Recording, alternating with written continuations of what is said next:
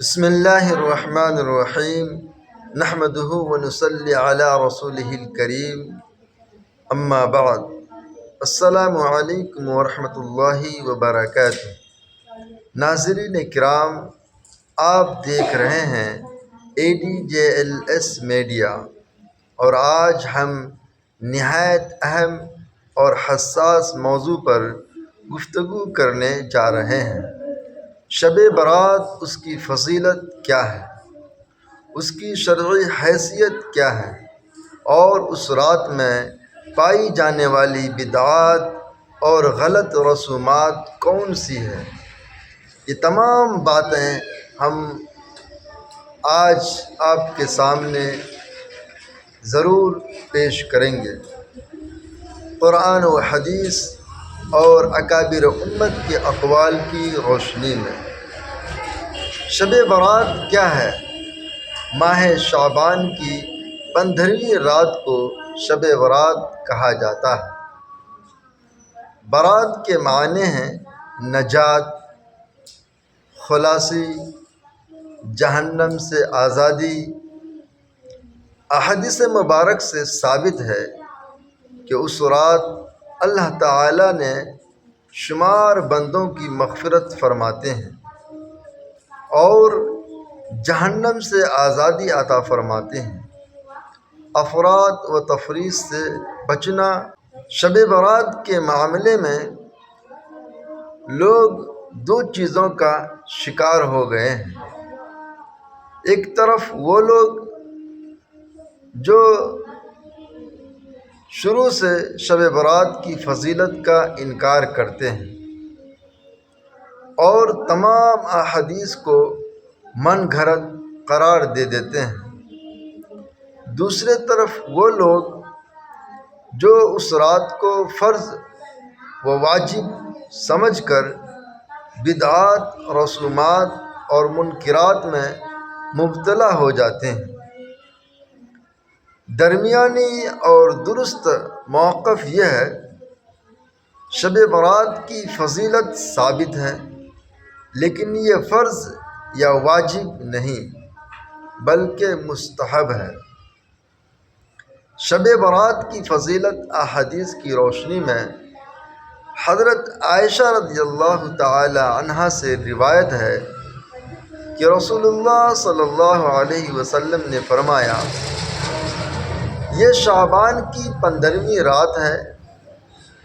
اللہ تعالیٰ اس رات اپنے بندوں پر نظر رحمت فرماتے ہیں، مغفرت چاہنے والوں کو بخش دیتے ہیں، رحم چاہنے والوں پر رحم فرماتے ہیں، مگر کینہ رکھنے والوں کو ان کے حال پر چھوڑ دیتے ہیں۔ اسی طرح حضرت ابو بکر صدیق رضی اللہ تعالی عنہ سے روایت ہے، اس رات اللہ تعالی آسمان و دنیا پر نزول فرماتے ہیں اور ہر شخص کی مغفرت فرما دیتے ہیں سوائے مشرک اور کینہ رکھنے والے کی۔ محترم حضرات، یہ کوئی نئی بات نہیں بلکہ تابعین، ائمہ اور محدثین ہمیشہ سے شب برات کی فضیلت کے قائل رہے ہیں۔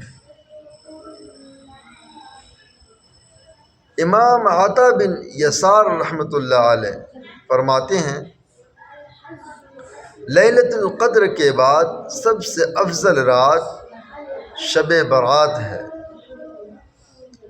امام شافعی رحمۃ اللہ علیہ فرماتے ہیں، 5 راتوں میں دعا کی قبولیت کی امید ہوتی ہے، جن میں ایک شب برات بھی ہے، اور میں اسے مستحب سمجھاتا ہوں، فرض نہیں۔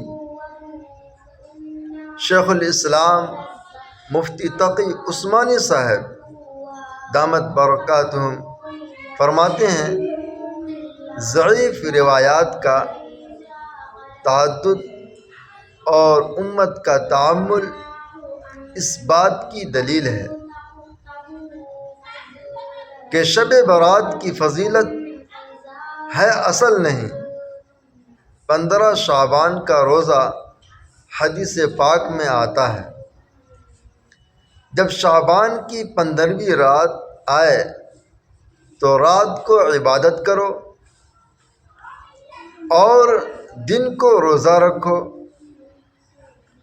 علماء فرماتے ہیں یہ روزہ مستحب ہے، فرض یا ضروری نہیں۔